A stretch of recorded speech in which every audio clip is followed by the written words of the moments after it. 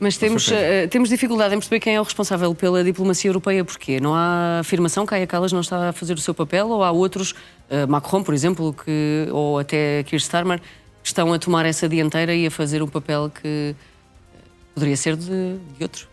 Patrícia, a Europa fala a várias vozes. Bom, Portugal não fala. Lamentavelmente não fala. Mas fala a várias vozes. Mas também não comete erros. Nós faz alguma coisa. No fundo, temos Macron, que se quer, no fundo, usando aqui uma expressão do nosso povo, pôr em bicos dos pés porque precisa, porque a sua popularidade interna está de rastros, não consegue formar governo, portanto a França está um caos e, portanto, aproveita, evidentemente, esta plataforma de internacionalização para, no fundo, mostrar que está ativo. Depois temos, no fundo, toda a Comissão Europeia, desde António Costa, a Ursula von der Leyen, a Maria Callas. Bom, mas não há, se quisermos, uma identidade comum. Existe uma vontade política expressa por alguns. A única voz comum ou a única frase comum que ouvimos da Europa é que irá defender a Ucrânia a 100% e em toda a linha. Será que vai? Será que vai? A Europa estará disposta a pôr botas no terreno? Bom, e depois temos Viktor Orbán, temos a Eslováquia, que, no fundo, estão muito pouco interessadas em permitir que a Europa apoie a Ucrânia. Depois ainda temos a Polónia, que de algum modo está muito interessada em travar a Rússia, começa a armar-se fortemente, mas que não está muito conivente com estas ações dentro da Ucrânia, que é a primeira a criticar a forma como o projeto de Zelensky permite uma corrupção enorme. Portanto, nós temos uma Europa que parece... Temos uma União Europeia, mas que não é uma União Europeia, é uma desunião europeia. E essa desunião europeia não nos permite falar a uma única voz. Não temos um exército comum. No fundo, alguns países são da NATO, outros não são. E, portanto, no fundo, aquilo que nós ambicionávamos, que era criar um mundo mais transparente, um mundo mais global, um mundo mais pacífico, no fundo está-se, neste momento, a verificar precisamente o contrário. Portanto, eu diria que a Europa e os valores europeus não estão efetivamente preparados para o que está a acontecer, porque tudo o que está a acontecer é anti-valores europeus. A Europa ainda não tem a capacidade de se adaptar a esta nova realidade. Mas a Europa, esta semana, até teve, supostamente, nestes 28 pontos, que depois foram concentrados e condensados para 19, a Europa terá tido um papel absolutamente essencial aqui. Sim, eu estou um bocadinho mais otimista que o Eduardo, embora tenha ainda, por diversas vezes, também escrito em crítica aquilo que tem sido a atuação das instituições europeias e de alguns Estados. Mas vamos lá ver. A Europa está numa posição subserviente em relação aos Estados Unidos a partir do momento em que não se conseguiu impor para estar de igual nestas negociações e, portanto, não basta dizer que também se joga a arquitetura de segurança futura da União Europeia, porque aquela que tivemos até agora acabou e, portanto, esse é o primeiro ato de negação em que muitos líderes europeus estão, no sentido em que eles já compreenderam. Mas não estão, muitos deles, sobretudo mais ao Ocidente, não estão a saber ou a querer explicar isso à população, porque, de alguma forma, cada um terá o seu entendimento, eu não vou qualificar, mas, do meu ponto de vista, é extremamente imprudente não o estarem a fazer. Em França já se ouve cada vez mais, mas ainda não chegou aqui em França já, aliás, apelos a que se preparem para entrar em guerra com a Rússia. Sim, mas porquê? E agora perguntamos porquê. Porque nós temos de ter consciência, falamos do boots on the ground, falamos de até onde é que a Europa está disposta a ir.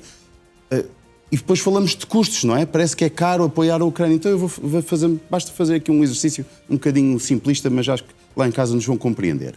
Neste momento, nós podemos mais ou menos dizer que o total das Forças Armadas que estão neste momento em funcionamento, portanto, são 1.800.000 homens na União Europeia, é sensivelmente metade daqueles que estão na Ucrânia. Que, naturalmente, como se diz na doutrina, o melhor exército é sempre o que foi o último a combater, estão muito mais bem apetrechadas, especializadas naquilo que é a forma mais moderna de combater, pois estão constantemente a ser expostas àquilo que é a evolução também do seu adversário. E, portanto, os dois exércitos, as duas forças armadas mais bem apetrechadas da Europa, neste momento, são a Ucrânia e a Rússia, porque estão-se a combater constantemente. E, portanto, vamos abdicar disso? Qual é que é o custo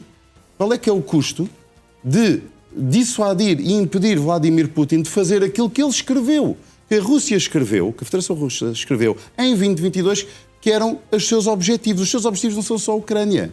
É um regresso às fronteiras da NATO de 1991. E, portanto, meus caros, a única forma dessa imposição e dessa exigência russa, na qual a Ucrânia era apenas um dos pontos das exigências russas escritas, e importa ter noção, esquecendo a Maskirovska, a desinformação, o que eles escrevem é claro, quando escrevem é claro, e portanto aí estamos a falar de claro, os países bálticos que estão da União Europeia terão que ser desnazificados também, a Polónia terá que ser desnazificada e todos os outros países da NATO que estão na União Europeia e que estão nas fronteiras que a Rússia considera que deveria ser a sua zona de influência, a sua esfera de influência, fazem parte dos objetivos políticos de Vladimir Putin. E, portanto, se nós abdicarmos da Ucrânia, não é agora, é agora e no futuro, nós vamos estar a abdicar das Forças Armadas, do maior mecanismo de dissuasão que temos e de ressuscitar a Rússia, que está melhor e mais bem apetrechado, a Força Armada que existe na Europa do nosso lado. E, portanto, o custo de nós termos essa preparação e essa capacidade de suster a Rússia naquilo que são os seus objetivos de médio prazo, este é só o de curto prazo, será muitas vezes maior ao nível de 6, 7% do PIB de Portugal, do nosso país, pelo menos, anualmente, do que aquele o investimento que estamos a fazer agora. Bernardo, falávamos exatamente deste custo de combater a Rússia, o João falava disso, e há um assunto que é inevitável e é incontornável, que tem que ver com os bens russos congelados. São 210 mil milhões de euros que estão congelados em Bruxelas. Há dúvidas em relação à utilização.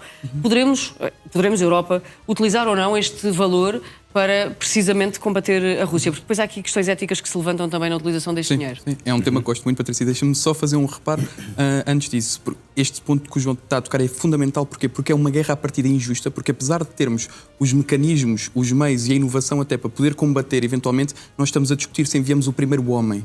E Putin está disposto a lutar até ao último homem. A enviar uma população. E quando assim fica muito difícil. É um bocadinho hipócrita às vezes até, não é? Sim, muito, não é um bocadinho. Não estamos dispostos a lutar para que os outros morram pela nossa liberdade. Isso.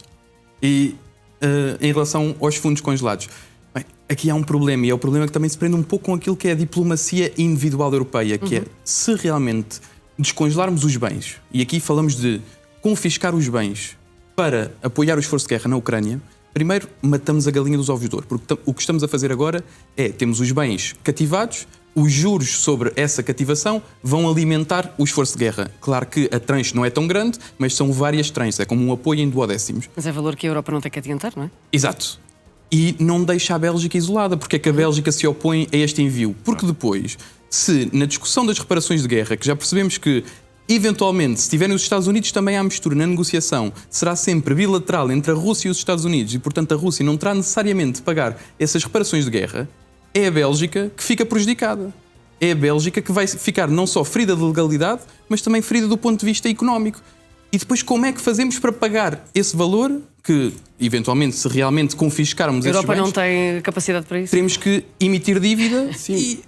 entramos novamente numa crise, ou seja, é o contribuinte europeu que vai pagar. O Bernardo tem razão, mas isto não parece tudo uma discussão antes de 24 de fevereiro de 2022, legítimo. Já havia, é que continuamos a falar aqui de regras que nós autoimpostas, vieram da ordem internacional da Segunda Guerra Mundial e que nós todos fizemos parte, de alguma forma, do Ocidente vitorioso e que neste momento são muito mais os países no mundo neste momento que não a respeitam e outros que as querem, no fundo, destruir e substituir por outras, fazer o contrário do que o seguinte. Mas nós continuamos aqui preocupados com estas questões da legalidade. Se a Rússia impuser a sua vontade, são muito mais do que esses 300 milhões de euros que a Bélgica terá que abdicar do seu sistema democrático. Mas não é só a Rússia, porque a partir do momento que estás a confiscar os ativos soberanos, estás a colocar em causa aquilo que é um mercado europeu que, em princípio, continuará a funcionar depois da guerra. E é um risco. Retiras a confiança toda desse mercado europeu. Verdade, todos os ativos soberanos, não só russos, são instituições chineses. de crédito que ficam em causa. É verdade, é um risco.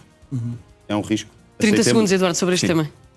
Não, a Europa, evidentemente, não quer ferir a sua própria legalidade. Naturalmente. E, portanto, os ativos russos, que aparentemente Donald Trump também quer, no fundo, que estão sediados na Europa, atenção, dos ativos russos congelados, só 4 bi estão nos Estados Unidos. E, portanto, tudo o resto está fora dos Estados Unidos. Portanto, Donald Trump, que é um mercantilista, no fundo, ele está interessado em fazer negócios, essencialmente, no fundo, está de olho nesta. Obviamente que o risco para a Europa é enorme. Portanto, a Europa não pode... O que a Europa não quer fazer é faz o que eu digo, mas não faças o que eu faço. E a Europa está, nessa matéria, a respeitar a sua própria legalidade, porque põe em causa, efetivamente, a segurança do seu sistema financeiro. Agora, se houver uma declaração, a Bélgica não quer fazer porque não há uma declaração conjunta de corresponsabilidade dos países europeus. Naturalmente, a Bélgica não quer ficar sozinha nessa trata tudo do tema, lá está, é a tal desunião europeia, que falava há pouco. Muito bem visto. É muito difícil para a Bélgica, no fundo, isoladamente avançar tomar com essa essa decisão. posição, obviamente.